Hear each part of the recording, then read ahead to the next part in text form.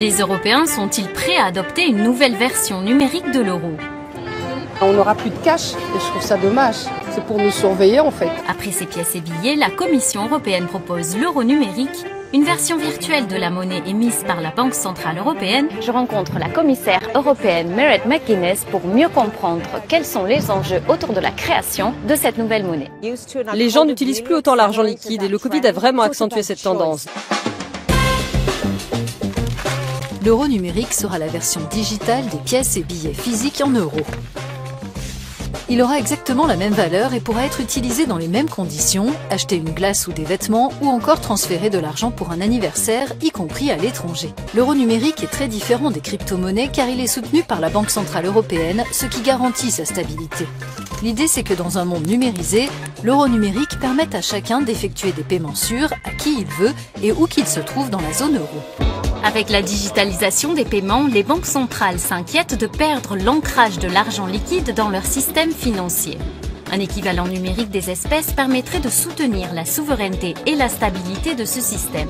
Concernant nos paiements quotidiens, ils ne seront pas très différents. Il s'agira probablement d'une application, elle sera gérée par des intermédiaires financiers comme les banques et elle servira à payer dans les magasins comme on le fait déjà de manière numérique avec n'importe quel autre moyen. Et au moins au début, la BCE ne commencera qu'avec de petits montants. Nous ne pourrons pas avoir plus de 3 000 ou 4 000 euros dans ce portefeuille numérique. Au final, cela ne fera pas une grande différence pour le consommateur. Si l'on veut que l'euro numérique imite le plus possible l'argent liquide, il faut s'efforcer de le rendre aussi anonyme que possible. Et en la matière, la BCE nous dit qu'il y aura un anonymat pour les petits paiements, mais quand les montants seront plus importants, ils ne seront plus anonymes. Actuellement, environ 120 banques centrales dans le monde travaillent sur des versions numériques de leur monnaie nationale.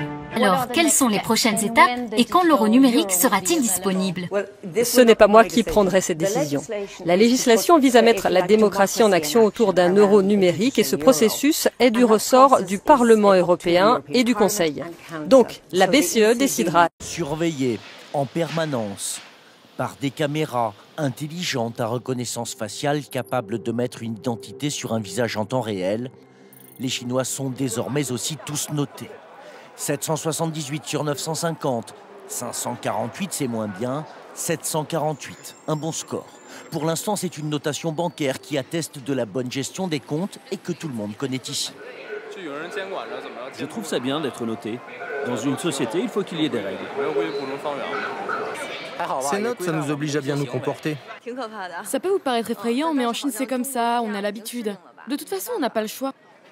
Car Pékin veut mettre tout le monde au pas et aller plus loin. Il y aura de bons et de mauvais citoyens grâce au rassemblement de centaines de données provenant de banques, sociétés privées et des autorités. Tout sera passé au peigne fin.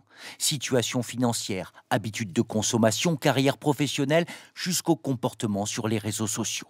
Critiquer le gouvernement sur Internet ou exhiber des signes extérieurs de richesse, mauvais score. En revanche, des louanges au parti ou un don de sang augmentera votre crédit social.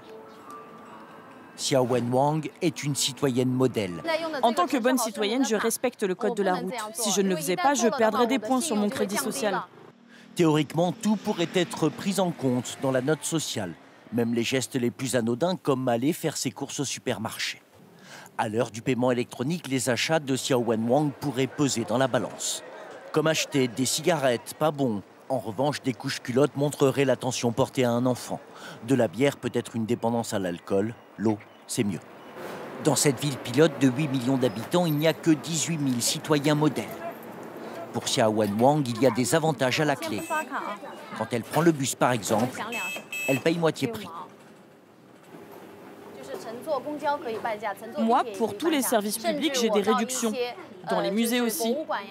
Et à la bibliothèque, grâce à ma carte, je peux même lire gratuitement. Un bon score donne des avantages, un mauvais enlève des droits. Dans ce cinéma, ceux-là sont de mauvais payeurs.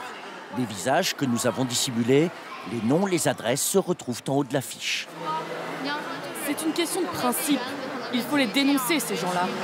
Il faut les mettre sur la liste noire. Cette liste noire, la voici, établie par la Cour suprême pour ces mauvais citoyens dont la note est tombée à 0. Elle concerne des entreprises, mais aussi 23 millions d'individus à ce jour. Parmi eux, un journaliste, Liu Ru, Il se serait approché d'un peu trop près des affaires de corruption de hauts responsables du parti. Son nom s'est retrouvé sur la liste noire du jour au lendemain. Il l'a découvert en allant chercher un billet de train et compris qu'on ne le laisserait plus voyager. Il est jugé indigne de confiance et donc puni.